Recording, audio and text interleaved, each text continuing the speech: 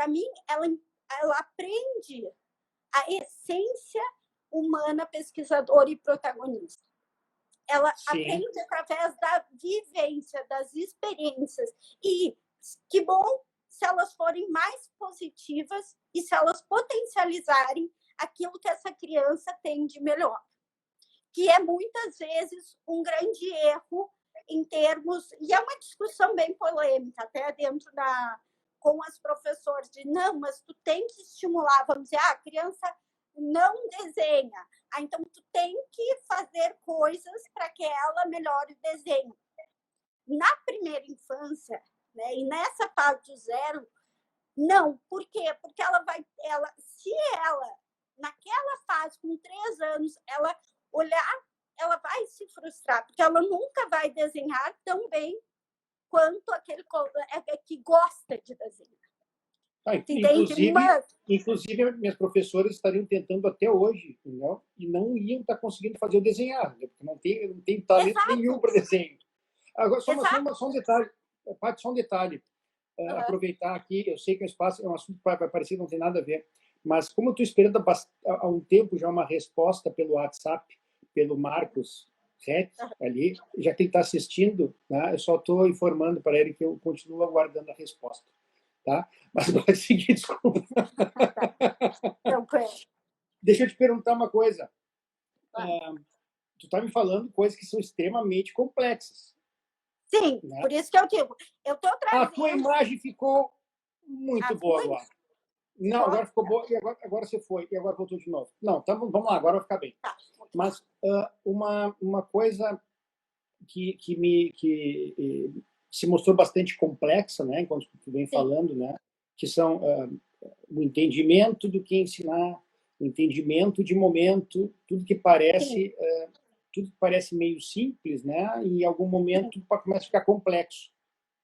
Exato. E aí eu te pergunto, como é a formação de um professor de primeira infância? Tem algo especial nisso? Pois é.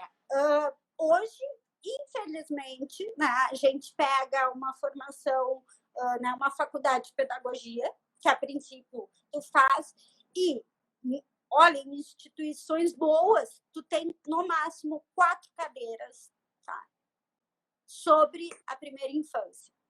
E aí eu te pergunto, tu acha que 4 cadeiras ao longo de 4 anos te dá o repertório e o conhecimento necessário para tu decifrar toda essa complexidade do processo de aprendizado de 0 a 6? Não. Então, o meu primeiro, e aqui eu trago... Eu tenho um sonho de daqui a pouco, na Itália tem um curso que é específico para professores da primeira infância. Né? Porque hoje quem faz pedagogia pode tanto trabalhar com educação infantil, quanto ser professor de história, quanto pode ser professor de qualquer série. Só que a grande diferença na primeira infância, ela traz coisas muito mais complexas. Não estou desmerecendo os professores de educação fundamental ou médio. Em nenhum momento. Acho que ser professor sempre é incrível. Mas, principalmente, Rafa, a questão de que essa especificidade deveria ter realmente uma faculdade só para isso, ter faculdades URGS, ter um curso só para professor da primeira infância, porque ela é muito complexa e o que acontece, né, ao longo do 0 ao 6, essa atuação dessa professora ela pode construir muito, mas ela pode trazer muitos, como se diz, estigma para uma criança. Se tu tem uma professora que só te diz que tu não é bom, que tu não faz bem, que tu nunca é certo, que tu é dedinho para baixo, cara, é algo que tu vai carregar a vida inteira. E é muito, muito forte. Então, realmente, eu acredito nessa formação mais acadêmica disso, das faculdades poderem realmente ter um curso, e essa é uma bandeira que possivelmente logo eu vou tentar que alguém compre comigo, e eu acho que bastante gente, né? E outra coisa, e aí eu trago a formação complementar. O professor da primeira infância é que nem um médico, tá? Eu pegando, é que nem a medicina. Tu tem que estar constantemente se atualizando, lendo.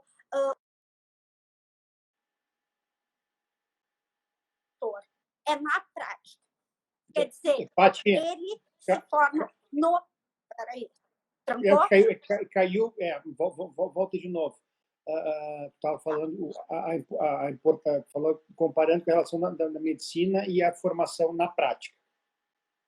Sim. O professor de educação infantil ele tem que estar estudando muito, porque como a gente não... é mais complexo o processo de 0 a 6, né? Tem a questão da neurociência, a gente não pode estar preso apenas à pedagogia, a gente tem que estar se alimentando de várias outras fontes. Da neurociência, a gente tem que estar pensando numa visão mais complexa, que é de como o ser humano aprende. Por quê? Porque eles não lidam só com a criança. Claro que nosso principal foco é a criança. Sim. Porém, a gente tem a família, tem os aprendizados que a família, né, encara. O aprender a ser mãe, o aprender a ser pai, o aprender a interagir dentro da escola. O próprio professor, diariamente, ele aprende com a criança. Então, essa formação do professor, eu acho que acadêmica ainda tem muitos gaps, e aí até tem uma questão, né, disso, assim, de tu fazer uma formação muito ampla, que normalmente Sim. tem poucas cadeiras. Né? A minha formação de atelierista, ela segue uma linha pedagógica de Loures Malaguzzi e da cidade de Reggio Emília, né? que é referência, foi considerada pela Faculdade de Harvard como o melhor modelo de escola infantil municipal do mundo. Tá? Então, ele realmente é uma referência, é algo que e justamente lá, a formação dos professores é constante. Eles se posicionam como pesquisadores. E aí, eles não só fazem a formação através da prática. O que eles veem na prática, então, vamos dizer, eles viram já, sei lá, 500 crianças darem o primeiro passo. Olha o repertório de registros que eles têm para criar uma tese sobre o caminhar da criança.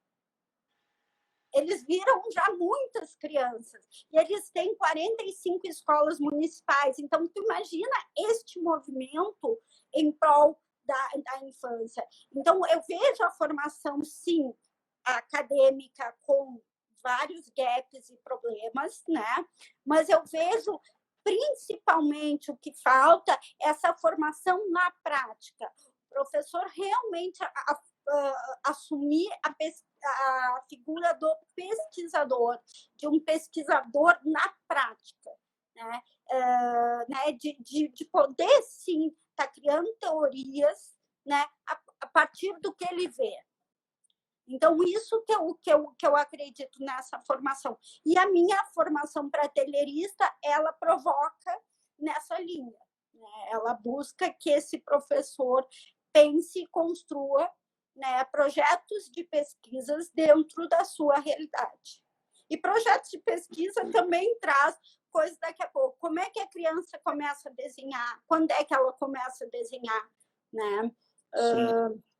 Então, tem diversos contextos que essa professora normalmente está há 30 anos na educação infantil. Porque quem gosta de educação infantil é louca, assim, e ama fica 30, 40 anos dentro daquele contexto mágico e tão encantador que é estar diariamente aprendendo com as crianças e podendo estar próxima delas para que elas se desenvolvam da melhor forma.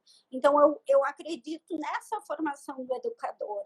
Realmente, pegar esse educador questionador, sabe? Que pare de o que eu estou fazendo, sabe? E eu acho que essa formação interna e na prática, dentro da própria escola e dentro da própria rede, é o que eu acho que é mais rico do que muitas vezes uma imposição de uma formação. Vamos ler o tal livro e debater. Claro que é importante a leitura, é importante buscar referencial teórico, embasamento. A gente não está querendo fazer só porque eu penso, mas justamente essa formação, ela é muito, na prática, ela é muito rica. Por quê? Porque ela dá muita força a esse professor. Imagina um professor que está há 30 anos, ele tem a capacidade de muito conteúdo, ele tem muito mais tese que muito trabalho de doutorado, com todo, claro, na medida do possível, é claro, não menosprezando, pelo contrário, mas o quanto ele deveria estar fazendo umas 20 teses de doutorado, mas não conceitual, mas comprovando teses e inclusive, confrontando teorias que muitas vezes nem conversam com a nossa prática, né? A gente vê muita gente dizendo, como é que as crianças fazem? O professor tem que seguir exatamente todo esse passo a passo para respeitar a criança ou para que ela se desenvolva, sei lá, na área matemática, na área isso, na área, né, na arte, nisso. A gente vê muito a academia não conversando com a prática. Então, eu acho que a gente tem que começar a aproximar o dia a dia da escola e realmente começar a formar professores e formar esse educador da primeira infância na prática, no dia a dia, no que acontece nas escolas. Então, acho que esse é o principal, assim, o que eu acredito, realmente. Agora nós vamos tocar num ponto que é interessante, né? Que é a questão... a gente vem vindo na formação, na organização, no aprendizado, na experiência, nas publicações, e as crianças entrando nesse sistema agora, né? Esse ano crianças entrando, esse ano crianças continuando, mas veio a pandemia, interrompeu tudo. E agora? Eu tenho... Tem um monte de gente que está com as crianças em casa, entendeu? Escolas que têm estrutura para seguir alguma coisa, outras não. Como funciona? O que passa pela cabeça? E a cabeça da criança, e aí? E agora? Nós estamos de 0 a 6 anos. As crianças que estão no escola infantil. Isso, escola infantil. Primeiro que esse tema, para mim, eu nunca gosto de falar da pandemia em si, porque ele traz muitas questões difíceis de ser posicionadas. O primeiro é o IAD, tá? O IAD para crianças de 0 a 6, tá? Eu nunca vou dizer que sou contra alguma coisa em hipótese nenhuma. Por quê? Porque ela pode funcionar para algumas crianças, tá?